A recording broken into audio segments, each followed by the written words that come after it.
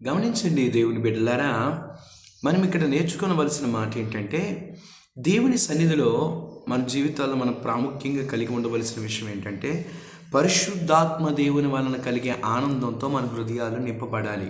అప్పుడు మాత్రమే ఏ సమయంలోనైనా వాక్యాన్ని అంగీకరించగలుగుతాం. అలా అంటే ఎలాగా?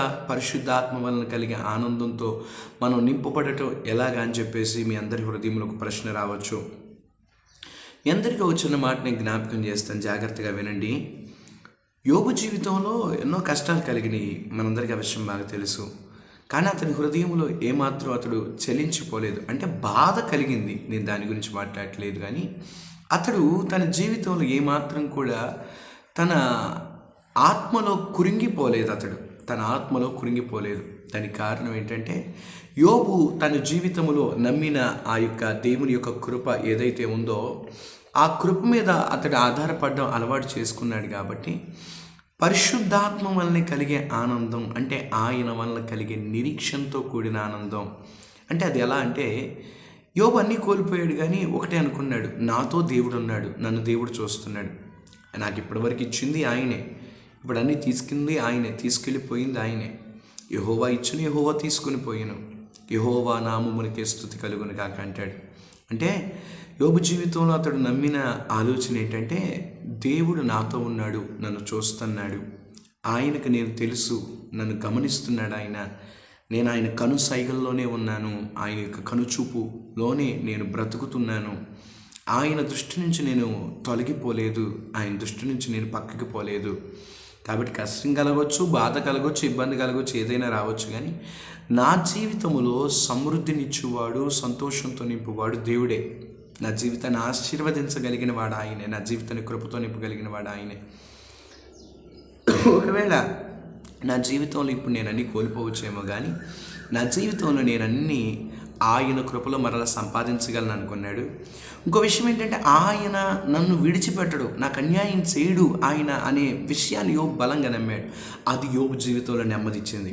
గొప్ప ఉపద్రవం మందు దశలోనిక సంఘం ఎలా వాక్యాన్ని అంగీకరించారు అంటే, దానికి ఒకటే సమాధానం, వారు పరిశుద్ధాత్మ వలన కలిగి నిరీక్షణతో నింపబడ్డారు.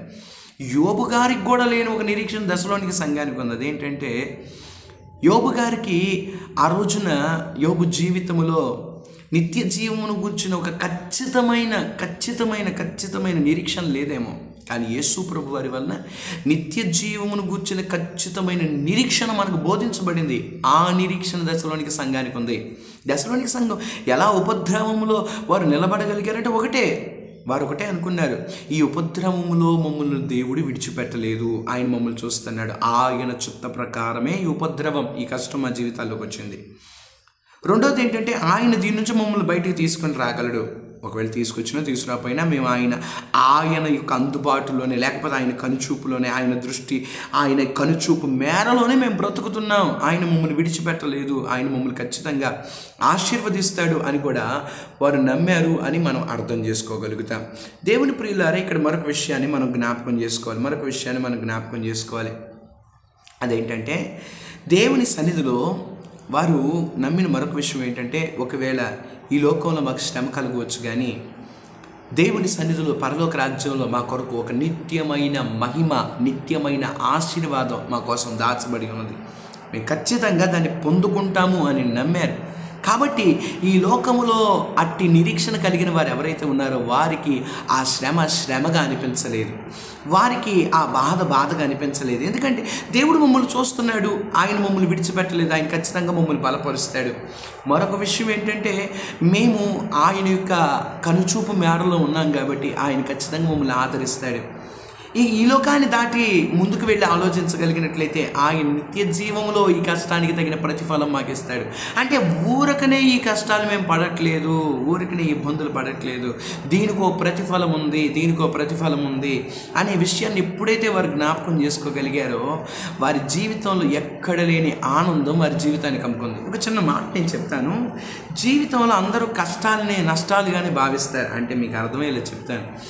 ఆనందకరమైన పరిస్థితుల్లో మన జీవితాల్లో మనం ఎన్నో పొందుకునే ఉంటాయి. సమృద్ధికరమైన పరిస్థితుల్లో మనం ఇల్లు కట్టుకుంటాం, కుటుంబాన్ని కట్టుకుంటాం, జీవితాన్ని కట్టుకుంటాం, ఎన్నో చేస్తాం. కష్టాల ద్వారా మనం అనుకునేది ప్రతిసారి ఏంటంటే మా పేరు పోగొట్టుకున్నామండి, లేకపోతే మా ఆరోగ్యం చెడిపోయిందండి, ఆ కష్టం వలన మా కుటుంబంలో చాలా నష్టాలు ఏర్పడినాయి అనుకుంటాం. ఒక కష్టం ద్వారా మనం వెళ్ళినప్పుడు మన పరువు కోల్పోయామనుకుంటాం, ఆరోగ్యం కోల్పోయామనుకుంటాం, బలం కోల్పోయామనుకుంటాం, మనుషులను కోల్పోయామనుకుంటాం. అదొక నష్టకరమైన పరిస్థితిగానే మనం భావిస్తాము. అంటే అదొక చీకటి అధ్యాయంగానే మనం భావిస్తాం. అక్కడి నుంచి బయటకు వస్తామని తెలిసినా సరే ఇది ఎంత త్వరగా ముగిసిపోతుంది, బాగుండు అనుకుంటా. కానీ వాక్యం చెబుతుంది నీ కష్టానికి తగిన ప్రతిఫలం ఆయన దగ్గర ఉంది, నీ కష్టానికి తగిన ప్రతిఫలం ఆయన దగ్గర ఉంది. ఎప్పుడైనా మనకి ఇటు నిరీక్షణ వచ్చిందో, ఓహో ఇది కూడా నష్టం కాదు, ఇది కూడా లాభమే అనే ఆలోచన మనకు వచ్చినప్పుడు మనం దానిలో కూడా ఆనందంగా మన జీవితాన్ని గడపగలుగుతాము. దానిలో కూడా ఆనందంగా మన జీవితాన్ని మనం గడపగలుగుతాము, మన జీవితాన్ని ఆనందంగా జీవించగలుగుతాము. దేవుని ప్రియులారా, అందుకని మీ అందరికీ జ్ఞాపకం చేస్తున్నాను. చిన్న ఉదాహరణ చెప్తాను. ఒక వ్యక్తి తను పని చేస్తున్నాడు, 7-8 గంటల పాటు అతను పని చేస్తున్నాడు అనుకుందాం. అతడు పనిచేసిన తర్వాత అతడు వచ్చి బస్ స్టాప్ దగ్గర లేకపోతే బస్ కోసం వెయిట్ చేసేటప్పుడు ఒక 2 గంటల పాటు అతడు బస్ కోసం వెయిట్ చేయాలి. ఆ 2 గంటలు అతడు వ్యర్థంగా అక్కడ కూర్చుంటున్నాడు. ఎటువంటి ఉపయోగం లేదు. అయితే ఒక తండ్రి గారు ఆయన అన్నాడు, అయ్యా మా అమ్మాయి చిన్న పాప తను కూడా నీతో పాటు అదే బస్సు ఎక్కడానికి ఆ బస్ స్టాప్లో కూర్చుంటుంది, 2 గంటల పాటు కూర్చుంటుంది. ఆమెను నువ్వు కనుక జాగ్రత్తగా సంరక్షించి జాగ్రత్తగా నువ్వు మా ఇంటికి తీసుకొస్తే నీకు నెలకి కొంత డబ్బు నేను ఇస్తాను, నా కూతురు సంరక్షణ కోసం నేను నెల కొంత డబ్బు నీకు ఇస్తాను అన్నాడు అనుకోండి. అది భలే ఆశ్చర్యంగా అనిపిస్తూ ఉంటుంది. ఆ వ్యక్తి చాలా ఆనందపడతాడు కూడా. ఎందుకు ఆనందపడతాడంటే వాస్తవానికి అతడు ఆ సమయంలో ఖాళీగా కూర్చుంటున్నాడు. అది అతనికి నష్ట సమయంలో కనిపిస్తుంది. 2 గంటలు బస్సు కోసం ఖాళీగా వెయిట్ చేస్తున్నాడు. అతను ఖాళీగా వెయిట్ చేసే సమయంలో ఎవరో ఒక తండ్రి వచ్చి, నా కూతురు చిన్న పిల్ల ఒక 5th క్లాస్ 6th క్లాస్ చదువుతుంది, ఆ పాప ఆ బస్ స్టాండ్లో ఆ 2 గంటలు కూర్చుంటాం భయపడుతుంది, నాకు భయంగానే ఉంది, మా పాపను నువ్వు కనుక జాగ్రత్తగా ఇంటికి తీసుకొస్తే నీకు నేను నెల ఇంత డబ్బుని ఇస్తానయ్యా, నీకు నేను చాలా కృతజ్ఞుడని అయి ఉంటానని అన్నాడు. ఎక్కువ డబ్బు కాకపోవచ్చు అది, కానీ అతని జీవితంలో ఆ నష్టకరమైన సమయంలో కూడా దానివల్ల అతను లాభం పొందుతున్నాడు. నేను ఎందుకు ఈ ఉదాహరణ చెప్తున్నానంటే మన జీవితాల్లో కష్టాలు అనేది ఒక నష్టకరమైన సమయం అనుకుంటాం. ఎన్నో కోల్పోతామండి కష్టంలో, దేవుడు ఆశీర్వదిస్తాడు కాదట్లా. సపోజ్ నేను ఎగ్జాంపుల్ చెప్తాను. యోబు జీవితంలో కష్టం తర్వాత దేవుడు ఆశీర్వదించాడు, కానీ యోబు జీవితంలో ఆ కష్టకాలంలో చాలా కోల్పోయాడు. మొదట కొంతమంది సంతానాన్ని కోల్పోయాడు, తర్వాత పిల్లల్ని ఇచ్చాడు, కానీ మొదటి పిల్లల్ని కోల్పోయాడు. తండ్రికి అది నష్టమే కదా, బాధే కదా. తర్వాత ఎంతమంది పిల్లలు పుట్టినా సరే తన బిడ్డలు కోల్పోయిన బాధ అంత వాళ్ళు మంచివాళ్ళ చెడ్డవాళ్ళ తర్వాత ఆలోచిద్దాం. ముందు బిడ్డలు పోతే తండ్రికి ఆ బాధ ఖచ్చితంగా ఉంటుంది. రెండోది, యోబుకి ఆరోగ్యం చెడిపోయింది. ఆరోగ్యం అనేది ఒక్కసారి ఇబ్బంది ఏర్పడితే ఆ నొప్పి ఆ బాధ జీవితంలో ఎప్పుడొకప్పుడు గుర్తొస్తానే ఉంటుంది. యోబు జీవితంలో వచ్చిన ఆరోగ్య సమస్య కూడా ఎలాంటిదంటే అతని శరీరం అంతా కూడా పుళ్ళు ఏర్పడినాయి. ఒకవేళ వాటి వలన చిన్న చిన్న మచ్చలు ఏమన్నా వచ్చి ఉండవచ్చు యోబు జీవితంలో.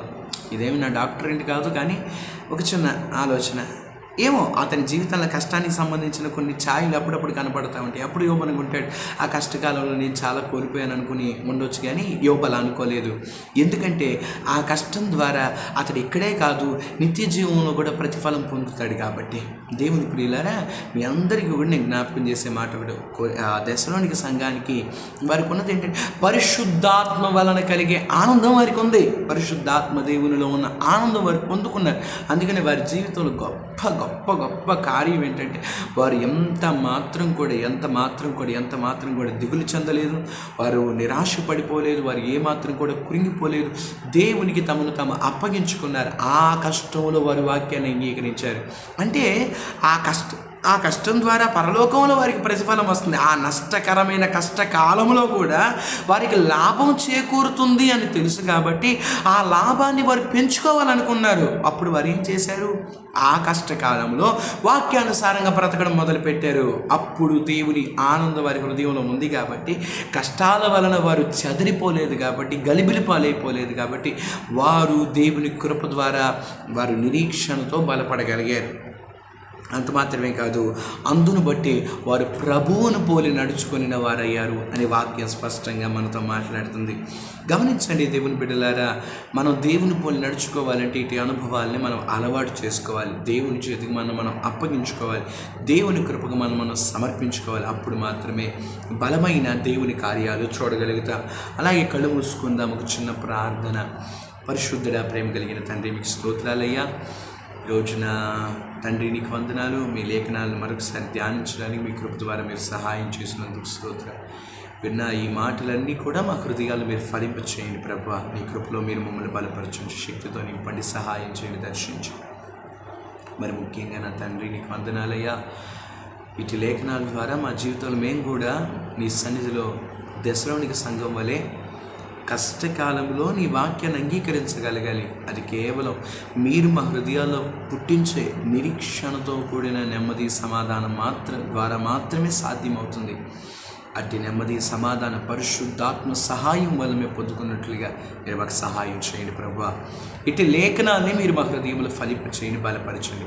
మరి ముఖ్యంగా నా తండ్రి నీకు వందనాలు చెల్లిస్తున్నాను నాయన. విజయవాడ ప్రాంతంలో ఎన్నో భయంకరమైన విపత్తుకరమైన పరిస్థితుల్లో ప్రజలు బ్రతుకుతూ ఉండగా మా ప్రాంతాన్ని మీరు దర్శించండి నాయన. ఈ వరద నీరంతా కూడా ఎక్కడిదక్కడ చక్కగా ఇంకిపోవడానికి మీరే సహాయం చేయమని వేడుకుంటున్నాం నా ప్రభా. ఈ జల ప్రళయం ద్వారా ఈ ప్రజలు పడుతున్న ఈ కష్టాల నుంచి మీరే ప్రతి వారిని విడిపించమని వేడుకుంటున్నాం తండ్రి. దయచేసి పట్టణం మీద మీ కనికరం చూపించిన వర్షాలు ఇంకా మానక కురుస్తూ ఉండగా అయా తండ్రి నీకు వందనాలు. వేటి కాలమందు వానలు, వేటి కాలమందు ఎండలు, వేటి కాలమందు అవి చలి పుట్టించున్నట్లుగా నీవు కాలమును నియమించారు నా తండ్రి. మీ నియమములను మేము ఎదిరించు వారము కాదు కానీ ప్రభువా మీకు స్తోత్రాలు. ప్రజల కష్టాల్లో ఉన్నారు కాబట్టి దయచేసి నీ కృపను వేడుకుంటూ ప్రార్థిస్తున్నామయ్యా. దయచేసి వర్షాలు కొద్ది కాలం ఆగి దయచేసి నీరంతా ఇంకిపోవడానికి మీరు సహాయం చేయండి. నీ కృపలో బలపరచు. గొప్ప కార్యాలు మీరు మా జీవితాలు జరిగించండి. ఈ వాక్యమైన ప్రతి జీవితాన్ని, ప్రతి కుటుంబాన్ని, ప్రతి వ్యక్తిని దీవించి ఆశీర్వదించి బలపరచండి. యేసయ్య పరిశుద్ధ నామమున ప్రార్థన చేసి అడుగుచున్నాం పరమ తండ్రి. Amen, amen, amen. Praise the Lord. అందరికీ వందనాలు. అందరూ ప్రార్థన చేసుకుంటూ దేవుని కృపను మీరు అందరూ బలపడాలని ప్రభు పేరుతో మీ అందరికీ కూడా ప్రేమతో మనవి చేస్తున్నాను. అందరికీ వందనాలు.